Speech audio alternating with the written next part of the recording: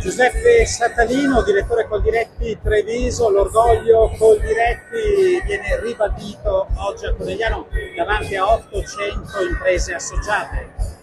Sì, siamo in 800, celebriamo appunto l'orgoglio Coldiretti, l'orgoglio di un'appartenenza che ormai ha 80 anni. La fondazione della Confederazione è stata nel 1944, 80 anni di battaglie, 80 anni di rappresentanza fatta con professionalità, con attenzione e con competenza.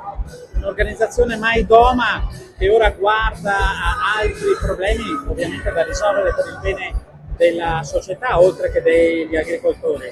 Beh certo, diciamo che il patto col consumatore che abbiamo fatto più di 20 anni fa fa in modo che tutte le battaglie che noi portiamo avanti siano anche battaglie di natura etica, di natura culturale, quindi sempre più spesso ci troviamo al fianco i consumatori, per esempio nella lotta alla importazione sleale di beni dall'estero, alla ricerca della tracciabilità totale di questi beni non soltanto in Italia ma anche in Europa, tant'è che stiamo raccogliendo 1 milione di firme in 7 paesi dell'Unione Europea per una legge di iniziativa popolare che appunto imponga che la tracciabilità sia uguale in tutti i paesi dell'UE.